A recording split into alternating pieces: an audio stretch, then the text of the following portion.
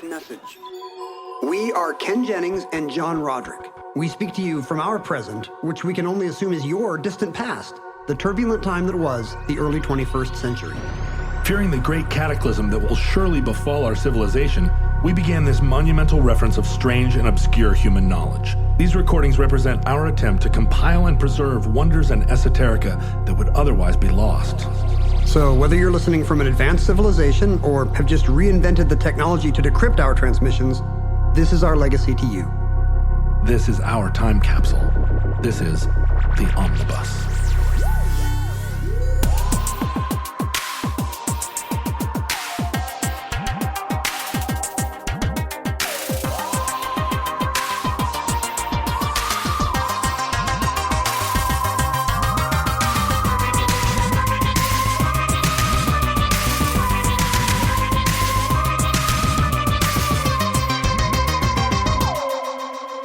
You have accessed entry 499.1C1111, certificate number 36926.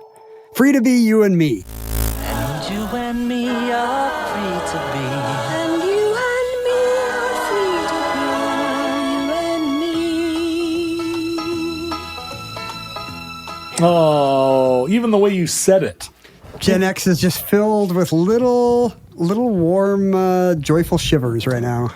What's crazy is that we've never done Free to Be You and Me on this show. We just talked about it on 700 other shows. Yeah, and I realized because this is a John show, a thing that a lot of people have indicated they're interested in. Of all the things you could talk about, you haven't done one of these in months, and you want it to be about like a 1970s TV special. I looked at all of my old shows, the show list that you and I both maintained. We had a shared one which I never looked at, and then I'm assuming you had one and I had one on my phone.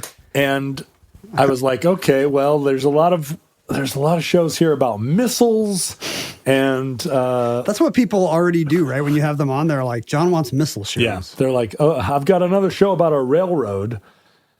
And I looked at all of them, and then I was like, wait a minute, I'm just going to do like a warm, fuzzy show about a thing that maybe I just rewatched it. Oh, you did? I was going to ask. I rewatched Free to Be You and Me. How does one watch it? Is it streaming? Yeah, you can watch it on your phone right now. It's only 40 minutes long. Does that mean it's on YouTube, or does that mean somebody actually has the rights? I think it's on YouTube.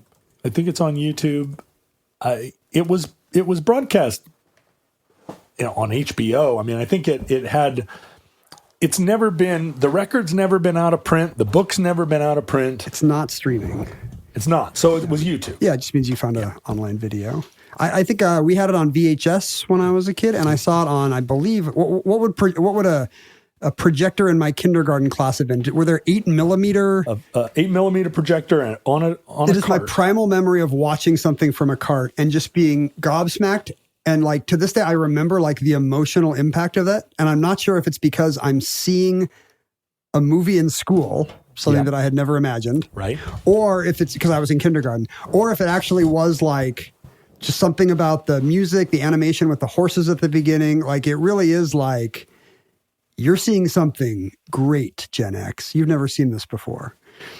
Well, what is very interesting about Free to Be You and Me, to me, is that I'm exactly the age that was sitting in front of the television when it was originally broadcast. Network? Was it an after school thing? Yeah, it was on ABC. And it wasn't after school. It was prime time special. And so I was 5 and a half. And were you already a TV watcher? Was this interrupting Happy Days? Well, if you remember, Sesame Street started in 1969, and I was 1 year old. And my mom tells the story that I was sitting there in my high chair with my little thing of applesauce and watched the first Sesame Street. So I was very much a Sesame Street, like raised on Sesame Street. And by the time you're 5 and a half, you are, I mean, because I started school late, I was already through first grade, right? First grade? 5.5? No, you would kindergarten. I was still be in kindergarten. I was about to. So it aired in March. So I was at the end of kindergarten. So you and I both saw it in kindergarten. Yeah. It's just that I saw it tape delayed on in school on a spool of film. Whereas I was sitting crisscross applesauce in front of our giant console television that had a record player in one end and like record storage in the other. And, one of those color TVs, but where it was kind of flickery. It was already 5 years old. And it hit me like a ton of bricks. But because I was primed for it, this was Sesame Street on steroids in a way. A lot of the framing thing with the puppets is very Muppet reminiscent, even though Henson had nothing to do with it. And a lot of the songs had kind of Sesame Street-y energy. The big 70s celebrities, the same way you would see Carol Channing show up on Sesame Street, well, here she is on Free to Be You and Me. Yep. And also, a lot of it set in Manhattan, or maybe all of it set in Manhattan, and with a very diverse cast, which was... being in Alaska or Seattle in 1973, 74, diverse cast isn't exactly how you would have described my elementary school. Sesame Street, it's really understated how it kind of just normalized brownstones and kids playing stickball. Yeah.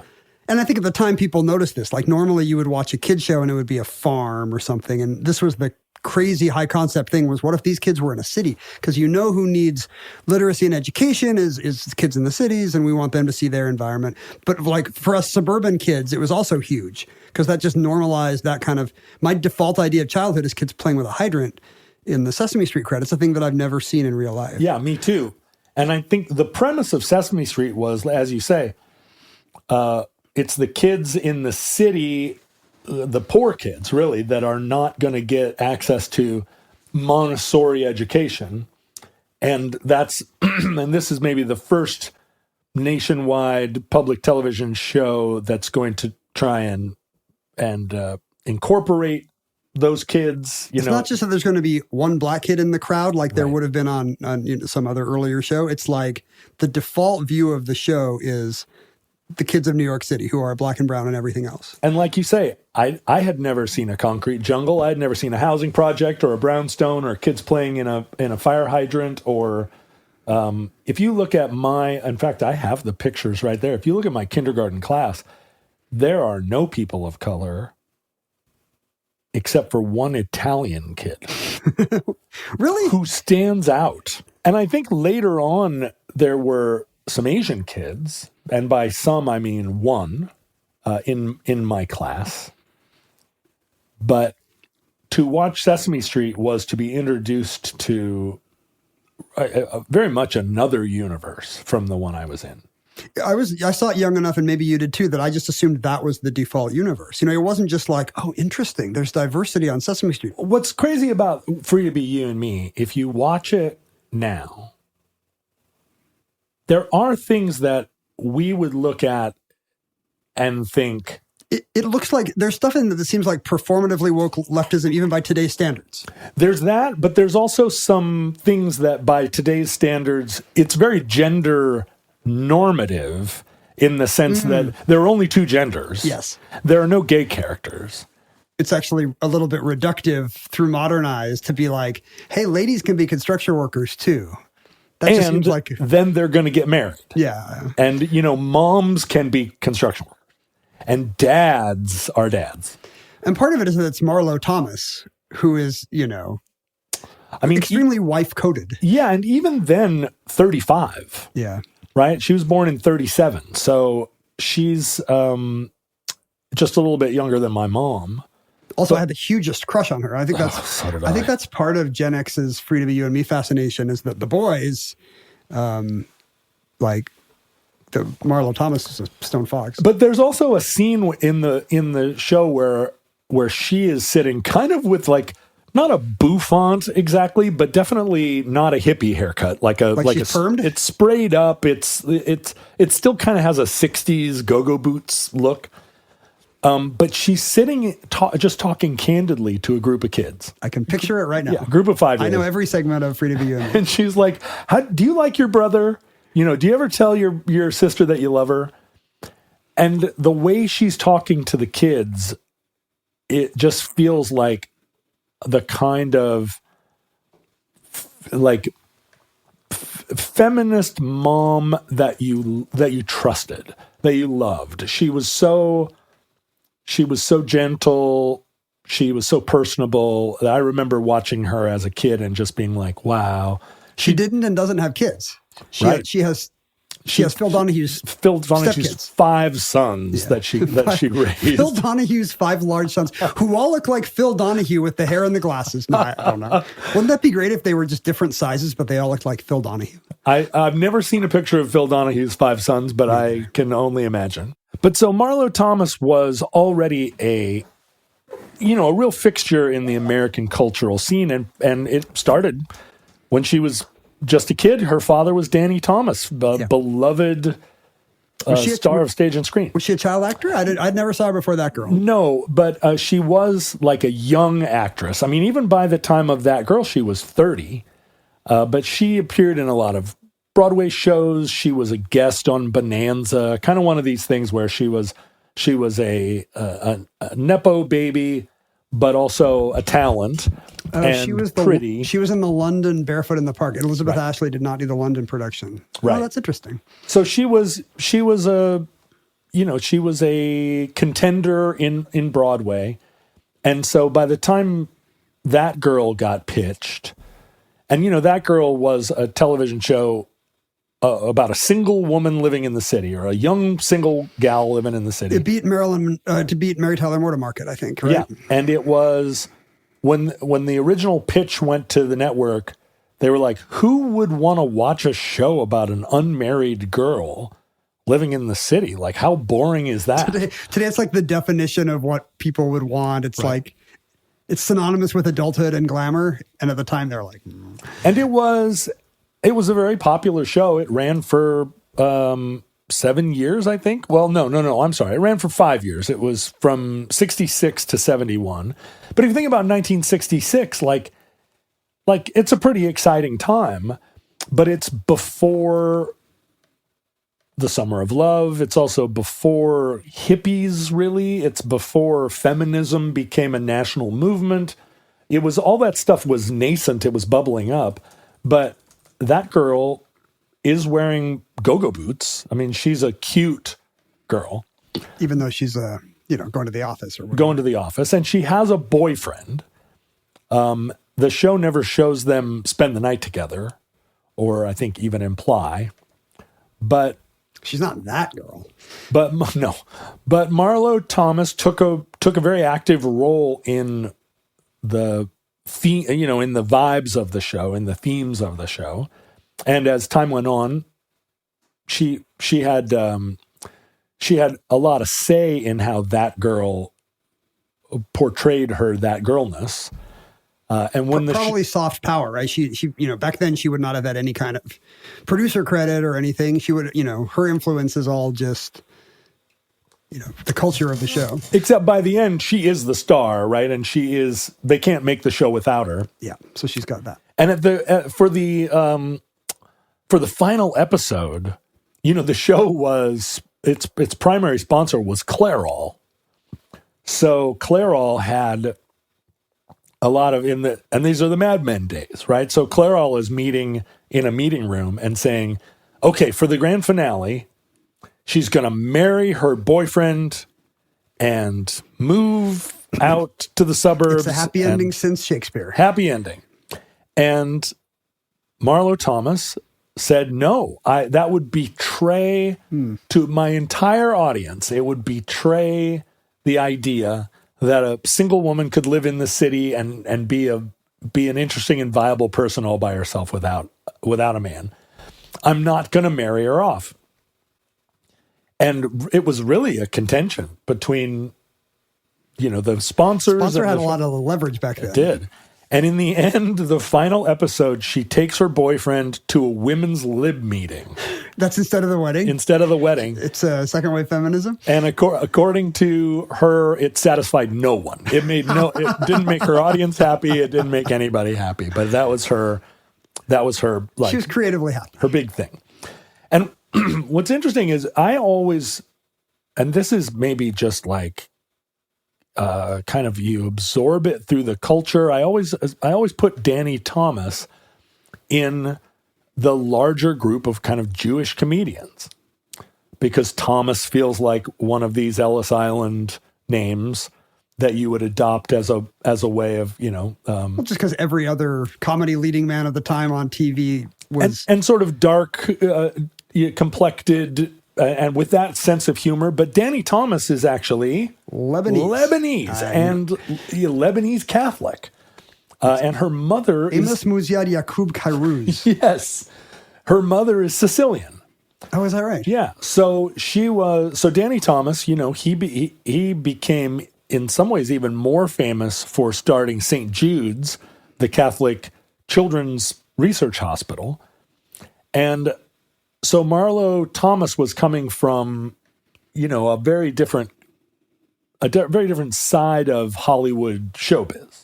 Yeah, because right? St. Jude is in it's in Memphis. Yeah. But the Thomases didn't have any connection to Memphis? No, or? I think Memphis just was a place where it seemed like they could use St. Jude's. And St. Jude's, I mean, Marlo herself became St. Jude's biggest booster. Yeah. I saw her in ads for St. Jude's most of my life. Yeah, me too. Hey, John. Hey, it's Manager Grant. How are you, Grant? I'm good. How you doing? So good. So relaxed. And are you hot down there? It's we have this unseasonably hot June here in the Pacific Northwest. Yeah, today is a warm day. In fact, I was going to work in the garden, but it's too hot. Too hot. Yeah. Well, how about sleeping? Do you ever feel super sticky in the hot early evening, or even in the morning when you've been sleeping for a while? Well, we don't have air conditioning here in the Northwest. No. Although that's probably going to have to change. Do you have air conditioning? I do. I got a heat pump a couple years ago, which was unfortunately felt like a necessary thing to have nowadays. Yeah, smart move. I do not. And so, yeah, even with the windows open, I do get hot in bed, and I end up just sleeping only with a sheet, no blanket. Well, what kind of sheets are you using over there at the bunker? Well, interesting that you should ask, Grant. I have been fortunate enough to have Miracle Made sheets. I don't know if I've told you about Miracle Made, but they are sheets that are silver infused and temperature regulating. Oh, man. That sounds like some space age technology. Well, it really is. Miracle Made sheets are using NASA developed technology that not only keep you warm in winter and cool in summer, but they actually prevent up to 99.7% of bacterial growth, which is what gives you like the itchies and the rashes. Yeah. Thank God for NASA. Well, thank God for Miracle Made. They stay clean longer, and they feel very luxurious, but without the luxury price. And actually, Grant, I would like you to experience the comfort and cleanliness of Miracle Made sheets. I'm going to give you this opportunity by saying, go to trymiracle.com, and since you're a friend, you just put /omnibus on there. I am a friend. And that's right. You're in on this. I'm going to give you this inside deal. You're going to get Miracle Made sheets and save over 40%. And if you use the promo code Omnibus, you'll get an extra 20% off plus a free 3-piece towel set. That's a good deal. It's not just a good deal. It's a great gift. It makes a marvelous 4th of July gift. It makes a great Labor Day gift. So go to trymiracle.com /omnibus, Grant. Use the code Omnibus at checkout, and you'll get a free 3-piece towel set, 20% off the normal 40% off, and it comes with a 30-day money-back guarantee. That's trymiracle.com /omnibus. Marlo Thomas, although a great name, her actual name is Margaret, and her younger siblings couldn't pronounce Margot. Did Marlo not exist as a man or woman's name? I think Marlowe was a man's name. For Christopher Marlowe.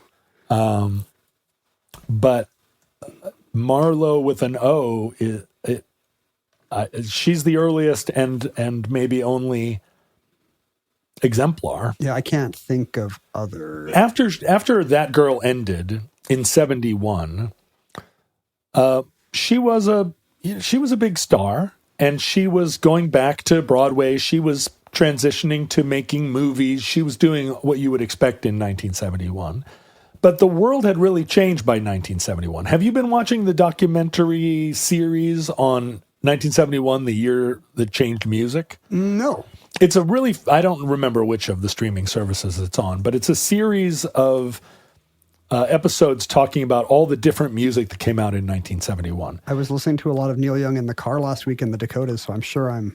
Well, and what's board nuts for about this. it is you watch this series, it's 5 or 6 episodes, and you get to the end and at least my experience was, you didn't even touch on the music of 1971. Like, they talk about it all, but they don't talk about Black Sabbath. They don't talk about Cat Stevens. You know, they're talking about Elton John, or they talk about soul music in the period. But there's so much else, you know, that happened in that year.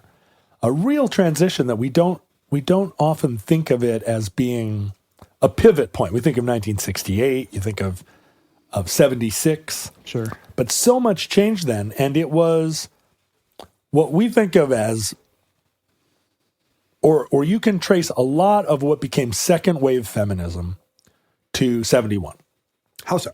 Like 71 was the genesis of a lot of things that started to kind of trickle out in the early 70s. Ms. Magazine and Gloria Steinem were, although Ms. didn't come out until 72, like they were, Gloria Steinem was becoming was like a public figure. There was a preview sample in December 71 in New York Magazine. How about that? There was just the energy around the idea, the premise of second wave feminism, which is a woman can do anything a man can do, was like a product of, it was like not a hangover of the 60s, but it was the logical conclusion of a lot of the civil rights movements of the 60s. And I guess technological advances, if you think about the pill in 1960, powering a lot of, potential challenges to the social order that could not have happened before. And I think also, and we don't talk about this a lot, but the decline of American manufacturing as the soul of the family unit, right, where dad worked in the factory and mom worked at home. If everybody's in an office, right, it's hard to say, well, that should clearly just be men. Right. The creative economy and people who are working in finance and in the creative arts, like there isn't anything special about men. And this was also a time when colleges were starting to open up. When did Yale admit its first woman? I grew up in a world where you would still call female college students co-eds, which is so funny. Yeah. Fall of 69. Yale started, admitting women in 69, right? So that's so crazy. I know, right? Like I had cousins. The only people in my family that ever went to Yale, other than my uncle, are 3 of my female cousins, and the oldest of them started at Yale as freshmen when the seniors were part of that original class. Interesting. So they had that like first. They were the first integrated cohort. Yale. Yeah. Like there were no all male classes ahead of them when they got in. If you can imagine, right? So yeah, it was, if you'll pardon the expression, a pregnant time in American gender relations. And it was when we were, or you weren't born yet, but when I was starting in school. And so I had the female teachers that I had as a kindergartner, first grader, second grader, they had big sprayed hair. They were wearing bouffants, not bouffants. What are they called? Backcombed, like tall hair. Were they old or young?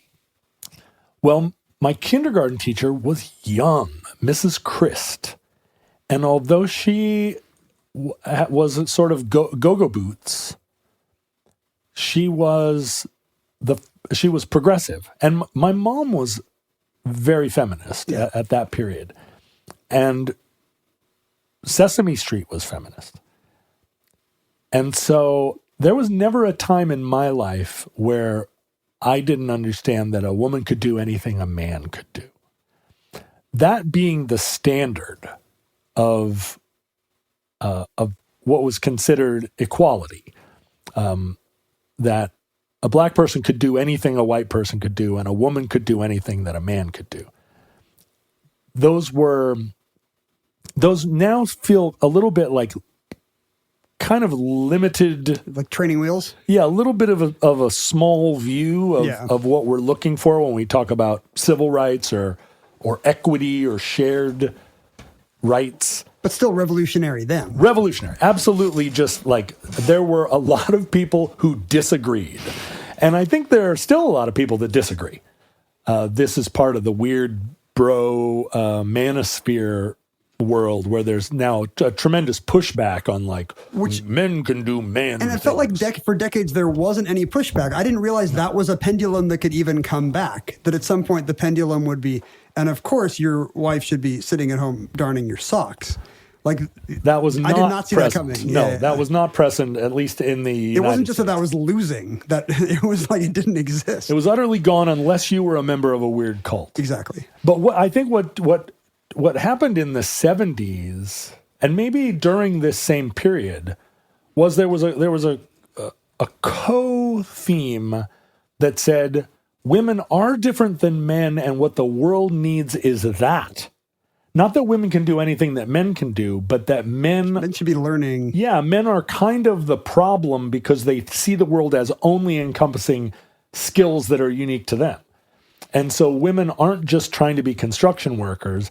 They're trying to bring into government and into corporate life qualities that women possess that are absent. And that's why corporations aren't humane. And it's why it's why armies tend to pursue war. This was the theme or the philosophy. Now, whether or not it's panned out, I bet it started with World War II with if the moms ran the world. Do you remember this kind of stuff, mid-century? If the moms ran the world, we wouldn't be fighting in Korea. If the moms could just talk to each other, we wouldn't have Vietnam. And I think... the moms talk to each other now, and we still have Vietnam. We found something worse. But it is very much like there's stuff in Free to Be You and Me that absolutely would reflect today's talking points about how, well, like masculinity can be toxic, Here's Rosey Grier. Here's Alan Alda.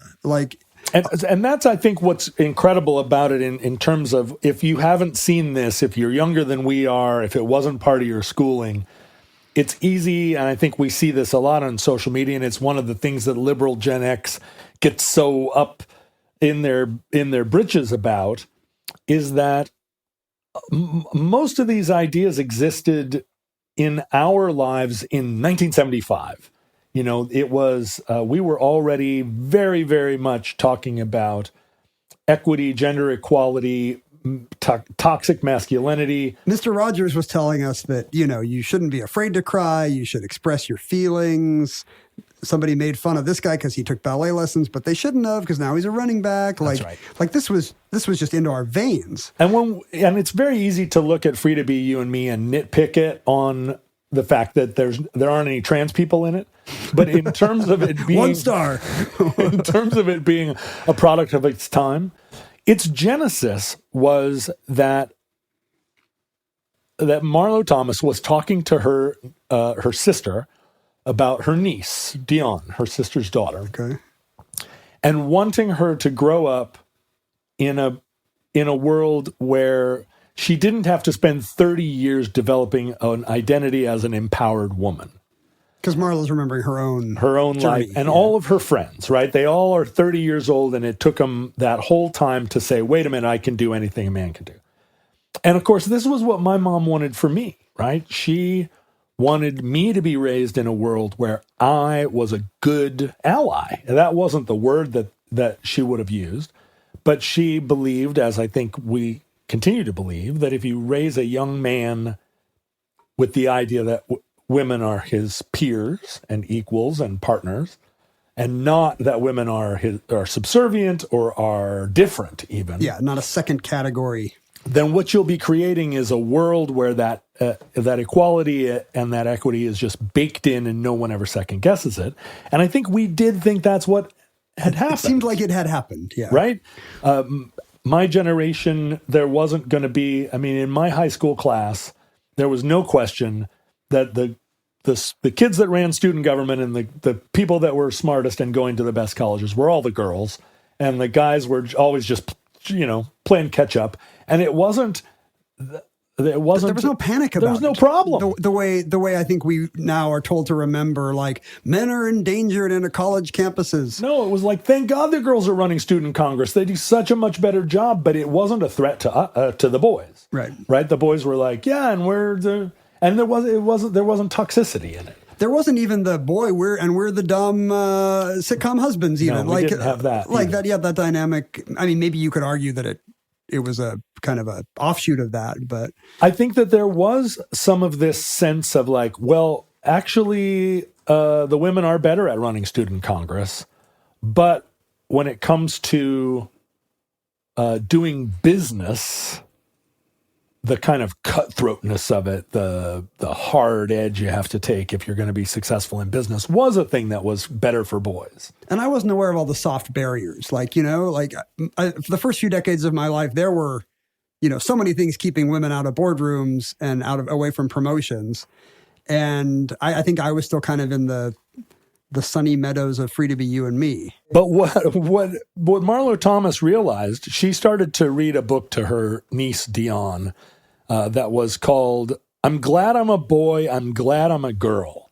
And it was written by a New Yorker cartoonist named Whitney Darrow Jr., who was, despite being named Whitney, a boy. That used to be a man's name. It was a man's name. And he was an old-timey New Yorker cartoonist. One of the first generation. He started at the New Yorker in the 20s. Oh, I know his work. Yeah. And he's great, but this was a book of ye olden times where on one page, she recounts reading this, and he's drawing the cartoons, right? It's for children. This is not an adult humor book. This is a book for kids. This is like a Shel Silverstein style, like, I'm a New Yorker cartoonist, but I'm going to write books for kids. Yeah, like Sid Hoff. And the page that stuck out to Ms. Thomas was, boys are pilots, girls are stewardesses. It was one of these, like, boys that work in a house or girls are bakers. But not with any ideology in mind. Just let's learn about the world and here are some fun pictures. Yeah. But it really was like, there are boy jobs and girl jobs. From her standpoint, this was exactly the kind of appalling thing that she read as a little girl that took her decades to debunk in herself. And she said, why don't we make a new culture where little girls are taught from a very young age that they can do whatever they want, and these will be the new children's books, this will be the new content for this world that is inevitable, the world that we are the pioneers of, but it needs a new canon. Yeah. And so she set to work, and she because she was famous and had power in the industry. She put together a group to make an album, which people listening to the show who are younger than 55 will not believe that an album was the primary way to reach the largest possible audience. And this is true. Outside of rock music, the album was an art form. Yeah. A lot of our greatest musicals at that time started out as concept albums. You would buy a rock opera in album form, and then only then would it become Jesus Christ Superstar. That's right. Or whatever. And over there in my record collection, I have probably a dozen 50s and 60s albums that are sketches. Yeah, you could get Bob Newhart doing jokes, but you could also get Nichols and May. Yeah, or James Earl Jones reading if you include those, I've got 50 over there. Like the album was just the form of all kinds of it's kind of what became television. Yes. Like or radio, Anytime somebody talking is content, what if it were a record? So she puts together a team. Carol Hart and her husband are both early Sesame Street creators.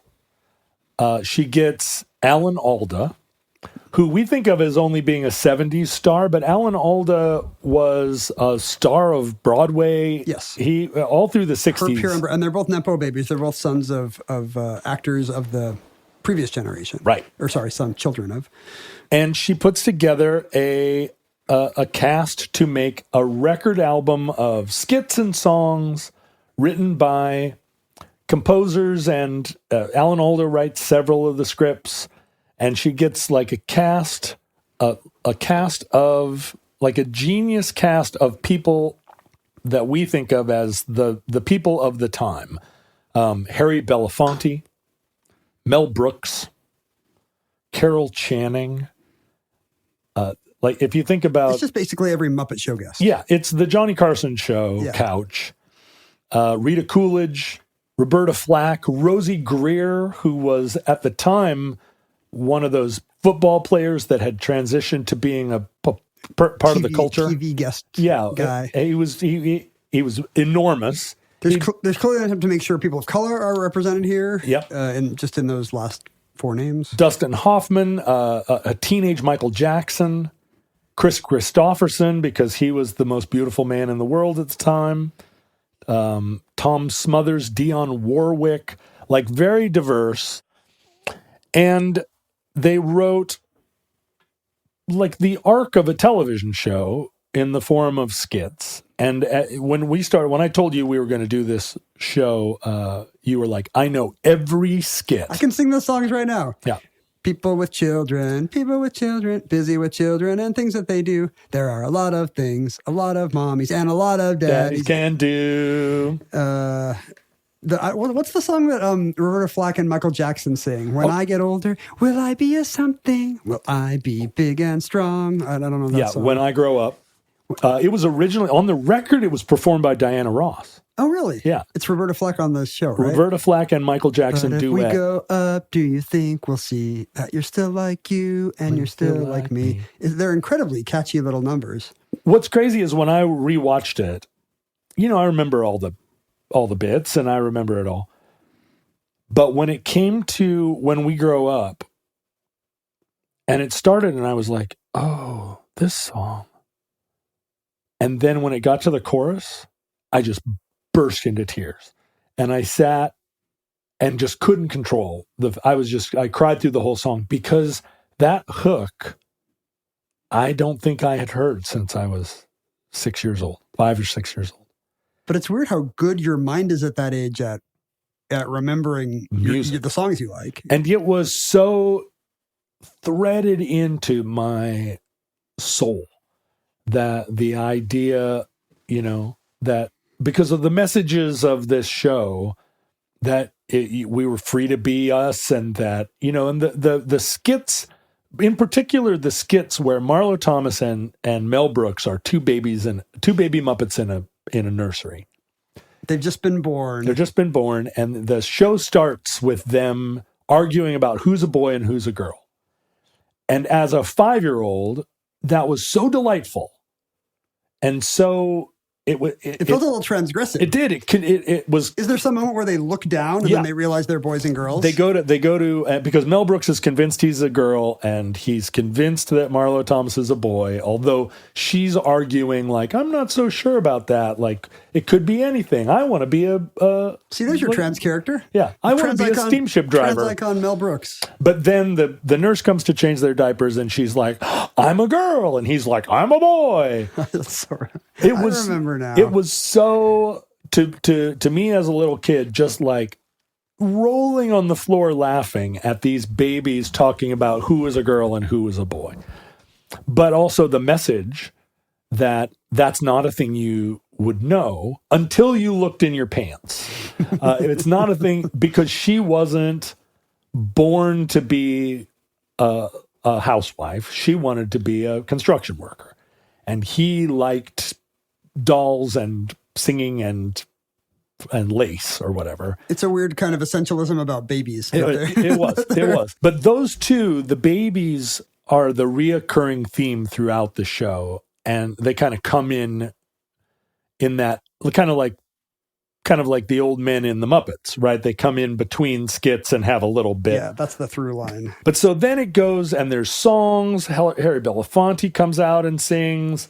There are kind of there's storytelling. There's the isn't there one that's actually isn't like some Dustin Hoffman is reading a book to some kids? Yeah, although he does like compositions by Jules Siegel. I remember there's a cartoon interlude. This is not on the record, but about the myth of Atalanta winning a race because she can be faster than the boys. And that's a long segment, and it's an animated segment. Yeah, where the king, her father, is like, whoever wins the race gets the right to marry my daughter, and she's like, she ends up winning the race. And she's like, nobody gets to marry me. I'm going to see the world. And they've got some cover because this feminist story is also 4,000 years old. Right, a Greek story. Yeah. And it turns out the boy that co-won the race with her, because she didn't win it. They crossed the finish line at the same moment. But he's like, I won't marry you unless you want to marry me. And, it's kind of, you see the male ally and the powerful girl in the same moment. It is kind of, I'd forgotten they tied. Maybe it was not tenable in 1970, whatever, to have. I'm not familiar enough with the Greek myth to know how it played out, but yeah, it was. In the myth, a guy actually wins her. Oh, really? Yeah, a guy, even though she's faster than him, he tricks her with trickery. The gods help him get married to her. So this was an example, and there are a ton of them in the show where the man gets the opportunity to be the ally, be a good guy. There really aren't. You don't see a lot of retrograde male behavior there, and that's kind of a nice thing about it. The show is not focusing on bad male archetypes. It's just presenting good ones. One of the only ones is in the skit about how William wants a doll. Oh, yeah. And William's dad just can't understand why William wants a doll, and he buys him a baseball bat, and he buys him a golf clubs or whatever. And he just can't, he's just like, what? And the other kids in William Wants a Doll do this William Wants a Doll schoolyard taunt that I think we actually used on the schoolyard. Oh, you turned William Wants a Doll against your I think William Wants a Doll became a thing where it was just like, and they do use the word sissy multiple times. At one point, the principal of the school puts his arm around William and says, it's not that wanting a doll is sissy. It's that being afraid to have a doll is sissy. And it's like, sissy is still the thing you don't want to do. And sissy comes up in another. I'm going to be confident enough to have a doll. I'm not sissy. And it ends up that he wants a doll not because he wants to be a mommy, but it's his grandmother who says he's trying to practice to be a good dad. And he gets a doll and he combs its hair and he bathes it and he changes it. So what starts out as like a nice queer parable actually becomes a little more Eisenhower era at the end. Well, and I think there are lots of examples of young queer kids that point to that moment, that are my age, that point to that moment as like the first sign that it was okay. At least they saw someone like them. Yeah, like, even if at the end there's a sentence of, because then you can have a baby with your wife who is a girl. And I think probably like that was as far as anybody could imagine going and talking to a kid at that age. Apparently ABC did not like that sketch because they thought it seemed gay. A little sissy, yeah. Grant, are you familiar with Mint Mobile, the cell phone service company? Oh, am I ever? Yeah. Are you? Yeah, I am. Have you used Mint Mobile, or do you know people that are using their service? I know many that are using their service, and it's been very interesting to me. I haven't made the switch yet, and I'm in a contract, but I think I might be about ready to make a switch. Well, I don't know if you know this, but Mint Mobile plans are only $15 a month. And it's kind of natural to ask, what's the catch? Well, Grant, there isn't a catch. There are no gimmicks, no gotchas, just unlimited talk, text, and data, fast, reliable coverage on the nation's largest 5G network, and an award-winning care team. All of that for only $15 a month. That's quite a deal. It really is. And you've got 2 kids. Do they have cell phones? Only one of them has been co-opted into the world of cell phones. But soon enough, I will have 2.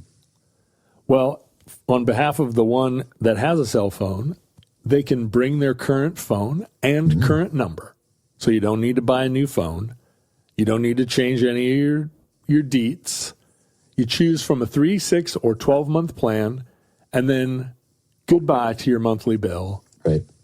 Well, it would be unk to have to change your number. I think that's what the kids say. So, oh my God, it would be so unk.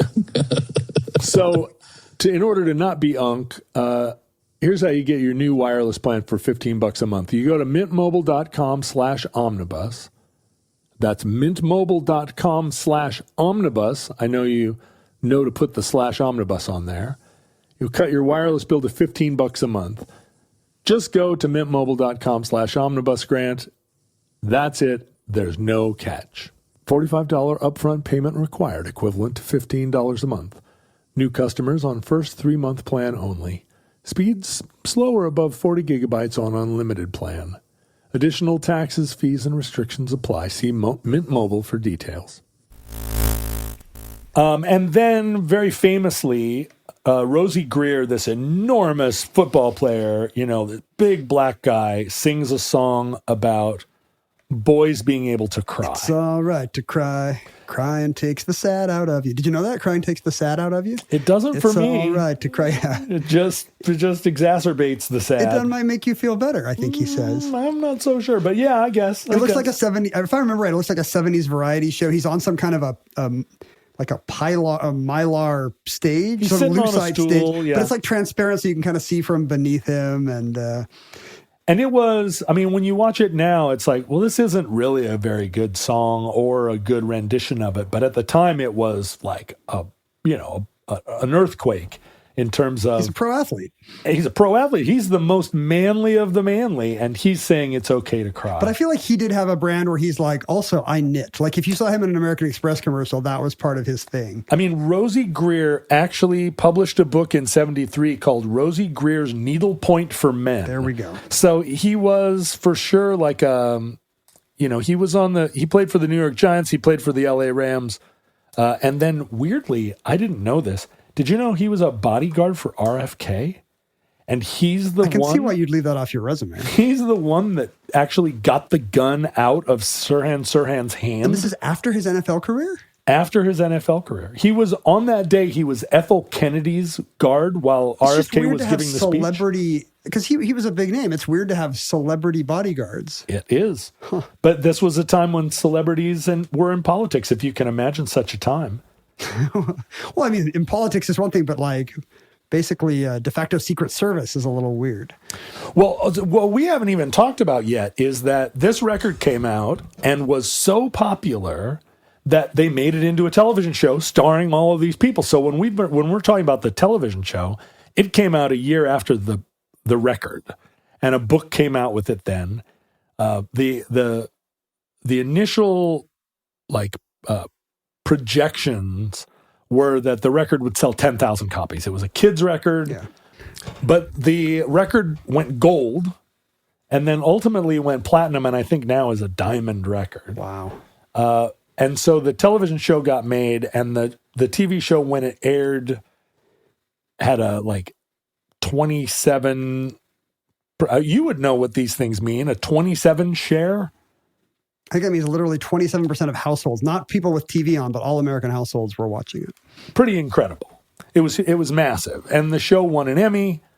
Like I say, it became just a fixture of American education and entertainment.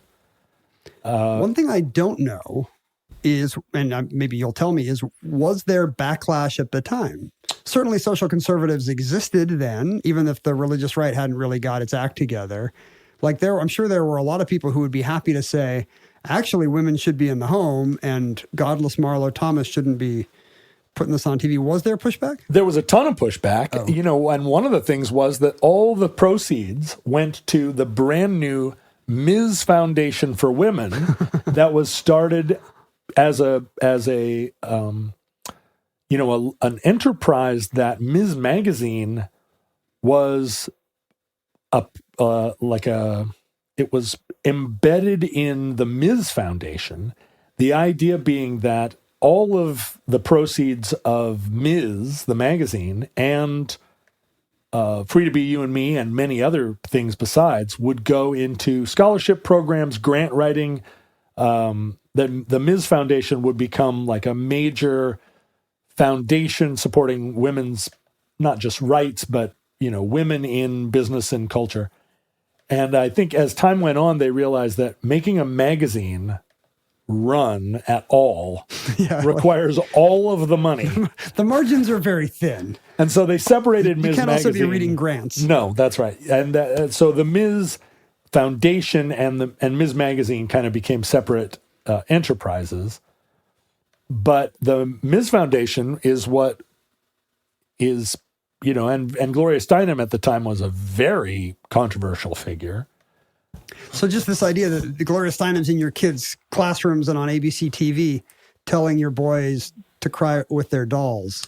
Was that, so were there a bunch of Steinem wasn't in the William Sapphire show. Columns about this? Or? Yeah, there was a sense then, as probably we've come full circle then as now, that some of these were pretty subversive ideas. We were living in a culture that was post-civil rights. I'm sure they were getting letters from the South still. Oh, for sure. Yeah. For sure. But Marlo Thomas then in 72, this is before even this was after the record, but before the TV show came out, she was the California delegate to the Democratic Convention in 72. So she was a national figure, and this is, I think, like we were talking before, the Democratic Party embraced and encompassed all of these causes as part of just the fundamental platform.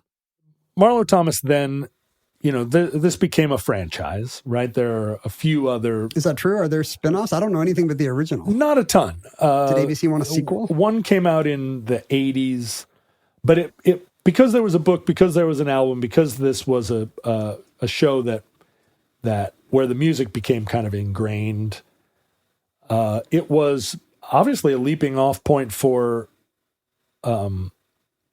Schoolhouse Rock, which felt very much like it. If you think about The Electric Company as a television show, it feels like an extension of Free to Be You and Me. I just found out that the Puppet Babies were operated by Wayland Flowers of Wayland Flowers and Madam fame. Yeah. Wow. Yeah, and you can really see although they're voiced by Mel Brooks, you can really see him doing his Madam kind of big mouth, wah, the kind of Fozzie Bear. I wonder what was the 80s one? What does this look like on Coke? Free to Be You and Me sequel. I'm very interested. Free to Be a Family. Oh, I remember this. Free to Be a Family. I feel like I saw this in video stores, except the cast is all so 80s. It's like, we've got Penn and Teller and John Bon Jovi. Not quite as good. Marlo Thomas became a treasured American, and continued to be, as you say, the spokesperson for St. Jude. Still alive, right? She's alive even now, but she had a kind of third celebrity act when she met and fell in love with Phil Donahue. She was a guest on his show, coming on talking about the Ms. Foundation, And they looked at each other across their... She's like, this is the perfect, thoughtful man that I tried to manifest with my record. Yeah, you couldn't have picked a more progressive man.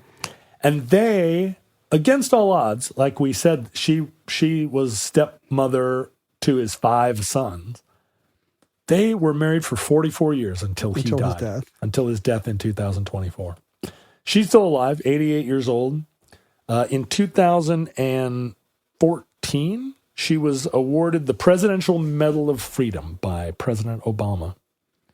Probably, the highest civilian award. I'm guessing President Obama was raised on Free to Be You and Me. I would not. Almost certainly. I would not be surprised. He was born in 61, so he would have been 10. Yeah. And that would have been... Between 5 and 12 probably is... Everybody between 5 and 12 at that point. And then, of course... all the kids in the 70s who were younger who watched this on film strip. Yeah, it was still in video stores. You know, like I think 80s kids of all stripes would have seen Free to Be You, Man. I don't know when that dimmed. I showed it to my daughter, but by then it seems, it's crazy because looking at it, it looks like all the kids in the show, when Marlo Thomas is interviewing the 5-year-olds, they're me, right? They're exactly, they're the kids in my school. They found my bowl cut and put it on TV. The shirts they're wearing are the shirts that I wore. And so, yeah, generationally, if you watch it, you can't help but feel like at one level, Gen X was already, the boomers were already there. Second generation feminism was a boomer product, and it already knew 8 out of 10 of the major themes that we still would think of as progressive politics today. And they were very confident in them and very ready to teach a generation of kids these themes, and very confident that that would produce a future that was equitable and that equality would be a no-brainer to this generation of kids because it was just going to be in the water. What we need is a new Free to Be You and Me, the new like kind of post-Trump. I don't know who is that. Well, I don't know. And the thing is, all of the issues are still the same, and the messages would be mostly the same. So there isn't a new one. There's just the old one. We just need to go back and all watch Free to Be You and Me. Do we have to like CGI Sabrina Carpenter into it or anything? I hope not. I mean, don't get mad about the fact that it isn't from 50 years later, because it's pretty progressive. The music's going to still sound good. Yes. Maybe you can just, Photoshop Charles Barkley in next to Rosey Grier. Roberta Flack and Michael Jackson. If it doesn't make you cry, I don't know what will. And that concludes Free to Be You and Me. Entry 499.1C1111, certificate number 36926, in the omnibus. Look for your fellow futurelings online, on Reddit. There's a Discord at Omnibus Project on Instagram. Just look for the futurelings; they'll know what to do. YouTube.com is where you'll find the show's video content.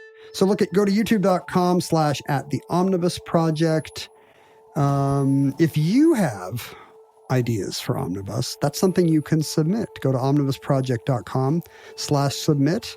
Now you can send physical objects to the new P.O. Box. John just gave me the address, so I get this right. 609 Southwest 150th Street, number 48084. That's right here in Burien, Washington. That's Burien, 98166-9998. I have some other stuff that I got in the old P.O. Box that I never showed you. What do you got there? Well, all the Christmas cards that came. The Gettys say Merry Christmas. So do the Comistras. I don't know if I'm saying that right. I apologize. We got all the Christmas cards. That's sweet. I mean, that makes sense. It is May. Yeah, but they would have been mailed right about the time. Here's still more. A Bob's Burgers themed one from the Donahues. Oh, and an animated version of them on the back. Merry Christmas. We're still getting stuff from the Center for Land Use Interpretation. That's nice. Some postcards to learn and share. Learn and grow. A thank you card from... Oh, Zach, wishing me farewell from the Library of Congress. He's the one that would often send us stuff published by the Library of Congress's in-house publishing arm, many of which I have enjoyed. Yeah, we'll be hearing from Zach again, I think. Zach's the one. Oh, is he on your list? Yeah, we'll find out. He definitely wants to give us a tour if we're ever in D.C. That's nice. Thank you, Zach. And a mail. This maybe is a mail truck. Did he make this? He must have found a mail truck themed card. That's pretty great. Good job, Zach. And then a postcard from Ken John and guest host. Andrew says, oh, he didn't. He had a postcard all set to go to the old P.O. box and then forgot to send it. So even though he knows it's out of date, he sends this on and wishes many goods and cheese to the new omnibus format. I hope you're still enjoying it. Very nice. Andrew. And then you got a poster to the new Well, P.O. yeah, box. we opened this poster a while back, but now we're actually going to open it and pull it out. It's whatever it is, it's big. Big poster. It's multiple pages. Oh, it's Edward Multiple Gorey. Oh, wow. It's is it an omnibus take on Gashly Crumb Tinies? It's a full version of Edward Gorey's Gashly Crumb Tinies with omnibus references. Oh, this is really good. Are there two of them, or is that just a backing? Apparently, this is somebody else who meant to send this a long time ago and had to update the letter that she had ready to go. Laura from Portland sends us the Omnibus Tinies, something she started writing before the pandemic. What? And she used other Gorey drawings, Edward Gorey drawings, to kind of assemblage style, Rauschenberg style collaged into an alphabet of omnibus references. She realizes there maybe is a bit of a cheat. She could only find one place where you made fun of Windsor, Canada, but apparently used that one. Here, let me see it. Here is the cover letter, and are there two? There are. It begins with A for Alaska, the state John is from. B is for Bell, dinged for a Ken pun. Don't crumple mine. I'll take that one. Crumpler. C is for cursive, Jim Z does not know. D for defenestration, bouncing checks out a window. This is a good time. E is for Everest, strewn with corpses and debris. F is for frontier, that Old West history. Laura, this is amazing, amazing work. Wow, and that's cool. It name checks many omnibus favorites like mail trucks. H is for Hitler in every other entry. What does that even rhyme with? G is for Gadsby novel lacking M-E. What we have washing bears, we have UFOs. W is for Windsor. That's really marvelous. We need to, if you are an omnibus listener who remembers when Windsor, it's for the bridge. Yeah. Yeah, the bridge, which was in the news. I was surprised we didn't get an addenda letter about the bridge. I think we got some. Y is for Yngwie Malmsteen, of course. I'm a big fan of the original Gashly Crumb Tinies. You probably are too. Yes, right? I am. I have a first edition, actually. Show off. But I never dreamed of being immortalized in an omnibus version. Laura, I'm so glad I happened to be here this week when Laura's how poster cool arrived. is that? Had you Good already? work. You had not looked at this. No, I hadn't looked at it. I hadn't popped it. Going to be. I'm going to take this home to show the fam. I'm going to put it on the door right there. Thank you, Laura. Tape it on the door. And of course, the thing you have to know about Omnibus is that I'm the only one here working for free. The show only exists because of the support of listeners like you. And if you're a listener who enjoys Omnibus but has not joined the Patreon community, why not go to patreon.com/omnibusproject and check that out. There is a treasure trove of perks, years of photos, show notes, outtakes, studio shots, mail. There's the get to know you. That's probably the best perk right now, right? There's a half hour or so of additional Omnibus content every week. Of John shooting the breeze with the co-host. That's just chatty and fun, and we learned so much about our co-hosts. We learned so much about you in the half hour we talked. We mostly talked about today. Ukraine. Yeah, that's right. But that's my passion. Yeah, we learned about you by how wonderfully you listened to me talk about Ukraine. A lot of people think you're the one that cares about land wars on the borders of the former Soviet Union, but no, that's my passion.